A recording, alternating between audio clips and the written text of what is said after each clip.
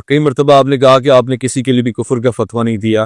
مجھے بتائیں انصاف سے کہ قبر پرست کہنا، مشرک کہنا، آپ کسی کلمے کا برد کروا کے کسی بزرگ ہستی اور اس کے پیچھے چلنے والے، یا کم سے کم بے شمار ایسے بریلوی جن کو یہی کتاب ہی نہیں پتا، جن کا کوئی واسطہ نہیں ہے، ایک گمان کے تحت آپ نے ان کو مشرک قرار دے دیا، قبر پرستی پہ لگا دیا. یہ کفر کے فتویٰ نہیں تھی. ویس بھائی آپ نے مجھے دکھانی ہے میری وہ ویڈیو جس میں میں نے کہا ہو ایک فرقے کا نام لے کر کہ یہ فرقہ سارے کا سارا قبر پرست ہے، تو میں انشاءاللہ تعالی آج ہی رجوع کر لوں گا. آپ نے کسی کو قبر پرست نہیں کہا آج تک؟ قسم کھال. جو قبر پرست ہیں ان کو تو میں کہوں گا نا. تو جو کافر کہتے ہیں وہ بھی یہی کہتے ہیں کہ یہ کافر ہیں، تو ان کو کافر کہہ رہے ہیں. یہ تو کوئی لاجک نہ ہے.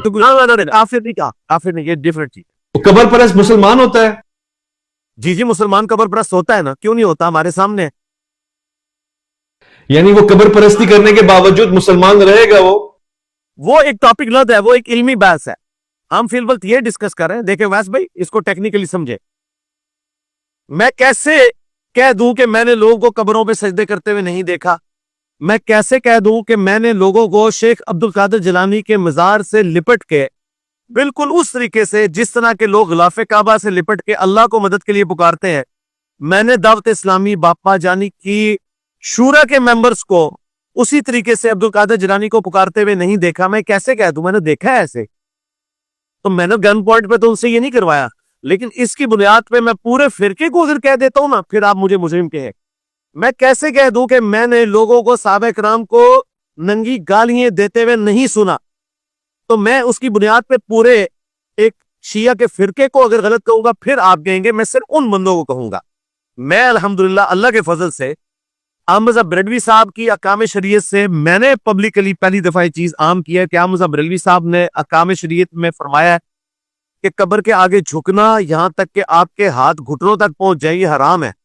اور انہوں نے کہا کہ قبر کو چومنے کے بارے میں اختلاف ہے، بعض کہتے ہیں جائز ہے، بعض کہتے ہیں ناجائز، لیکن احوط یہی ہے.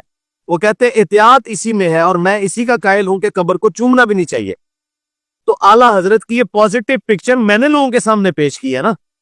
اگر مجھے دشمنی ہوتی تو سب سے پہلے میں اعلیٰ حضرت کے اوپر قبر پرستی کا الزام لگاتا کہ انہوں نے قبر پرستی سکھائی ہے. میں تو ہمیشہ بریلویوں کو حوالہ دیتا ہوں کہ اعلیٰ حضرت تو یہ تھے، تم کیا بن گئے؟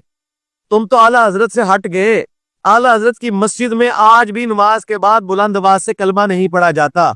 باپا جانی جو ان کے روحانی بیٹے ہیں، جن کے کروڑوں فالوور ہیں، ان کے مرکز مدینہ جو کراچی میں ہے، اس کے اندر بھی فرض نماز کے بعد بلند آواز سے کلمہ نہیں ہوتا. لیکن پنجاب جو بریلویوں کا گڑھ ہے، اس کی 99.9% مساجد میں سلام پھیرتے ہی کلمہ بلند آواز سے پڑھتے ہیں. جو بیچارے رکھتے جن کی رہ گئی ان کی نماز ڈسٹرب ہوتی ہے، تو میں انہیں اعلیٰ حضرت کی مثال دیتا ہوں، باپا جانی کی مثال دیتا ہوں. تو راستہ تو بریلویوں کے علماء اور ان کی عوام نے احمد رضا بریلوی کا چھوڑ دیا ہے. میرا قصور کہاں پر ہے؟